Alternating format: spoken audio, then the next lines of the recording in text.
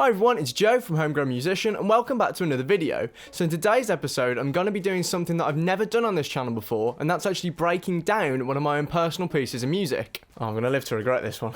So for those of you who've watched the channel before, you'll obviously know that I have written music for Homegrown Musician. So this isn't the first time I've looked at a composition of mine, but those are always pieces to demonstrate musical ideas. So for example, this is what a major 7th chord sounds like, or this is how you use sidechain compression, whereas the piece we're going to be looking at today is straight out my own personal vault. So as the title of the video, which I haven't actually come up with yet, will suggest, this piece of music is actually a piece of dubstep, and it was made near entirely using the sounds of your average magnetic hard drive, so enjoy!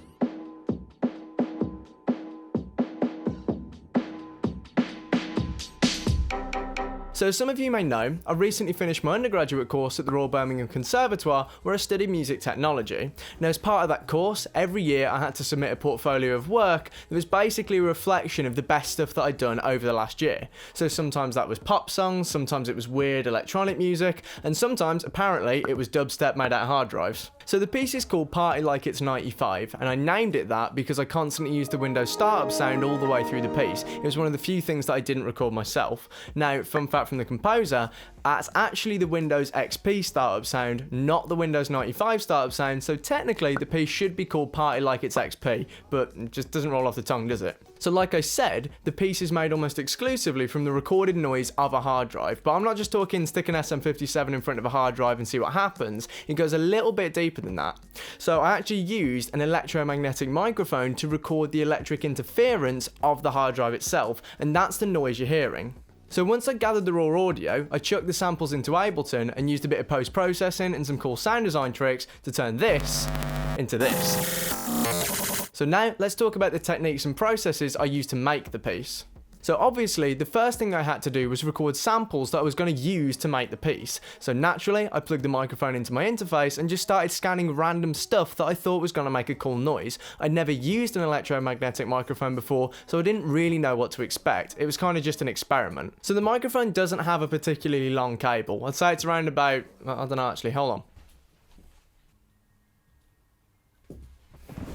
So I'd say it's around about 3 feet in length, so it doesn't give you a lot of room to start scanning stuff. However, if you can't bring the horse to water, bring water to the horse. So I got my Tascam field recorder, plugged the microphone into that, and started scanning stuff around the house instead. So I carried on recording randomly until I happened across my dad's computer, and that turned out to be a goldmine. It gave me these really cool humming noises, some cool crackling, this really interesting interference. It was a massively interesting sound palette in a very small space. So now that I'd gathered the samples, the next step was to stick them into Ableton and start manipulating the sounds. So in all honesty, this was actually quite an ad hoc approach. I didn't really know what to do with the sounds that I'd captured. The electromagnetic microphone is pretty cool, but it does produce some very, we'll say, interesting sounds. You'd never say that this is a hard drive. Nevertheless, I knew that I actually had to do something with the samples, so I decided to line them up in Ableton and just kind of arbitrarily choose which ones I did and didn't like. There was no specific rhyme or reason to it, it's just stuff that stood out at the time. Now I ended up gravitating towards the sounds of sample, let me get this, 200212_0075. Really catchy name. So I really liked the sound of this sample because it had everything. It had a few really low bassy tones, it had some really cool like rippy industrial sound effects, some really rhythmic parts, so I knew I could do quite a lot with it, and I just decided to take this one sample and focus on it. So I used quite a lot of heavy compression at the start to bring out some of the subtler sounds of the sample, so like particularly the distant sounds at the back, and I used quite a bit of saturation and subtle distortion blended in to bring out the aggressiveness of the sample, because that's what really attracted me to it in the first place. So this is where stuff started to get interesting. So whilst manipulating the samples, I just like to loop a 1 or 2 bar phrase just so that I didn't keep having to reset Ableton. The sound loops over and over again and I can actually focus on the effects as opposed to pressing the spacebar. Now as a result of this, I started to notice natural rhythms within the sample itself keep cropping up. You drop a kick and a snare underneath it and all of a sudden you've got a really basic beat.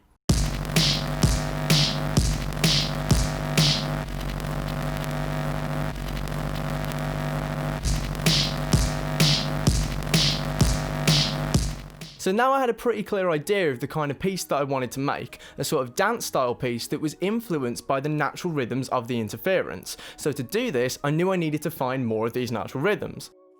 So I decided to drop the sample I had into a new sampler track, just choose random 1 bar phrases within the interface of sampler,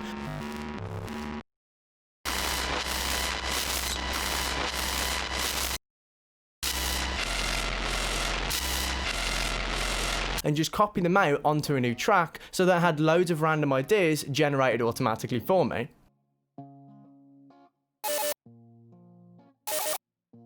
So within Sampler itself, I actually did a little bit more sound manipulation, so I added a basic LFO and filter, and I think this is actually one of the secret ingredients to the dubstep sound that I ended up accidentally making. Okay, so we finally got to the part that everybody actually wanted to see. How did I make dubstep using the sounds of a hard drive? Now, annoyingly, I'm just going to quickly recap, because I honestly think every link in the chain has an important part to play. So firstly, I got my electromagnetic microphone and recorded the random sounds that my computer spat out. So I then took the sample, threw it into Ableton and decided which parts I did and didn't like and manipulated it further using external audio effects. So after listening to the same 1 bar loop for about 15 minutes, I started to hear the natural random rhythms that the interference was creating, and this inspired me to write the piece that I ended up making. However, I knew I needed more rhythmic material, so I took my sample into Sampler and spat out random loops. So that's actually led us to the position we're currently in. I've got a load of random 1 bar loops sat in Ableton and I have no idea what to actually do with them. So due to the nature of the interference that I recorded, a lot of the loops are actually pretty low in pitch and kind of difficult to hear, so it only makes sense to increase the pitch. And this is where stuff started to get really crazy.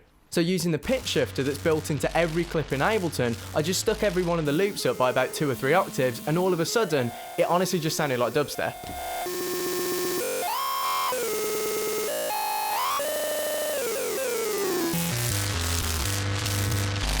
So I'm not a computer programmer, so I can't exactly explain why this happens, but the dubstep effect only really works on the Beats algorithm. I think it's the way that the Beats algorithm splits the clip up and interprets how it should be pitch shifting that information, but it just adds all these really cool rhythmic distortions and literally like dubstep sound effects. It's amazing. So yeah, that's basically how I made the piece. After this point, I knew exactly what I needed to do. I just needed to keep pitch shifting the loops to see what they'd spit out next, and then I stitched them together randomly like some kind of weird Frankenstein's monster, and I ended up with something that half resembled dubstep.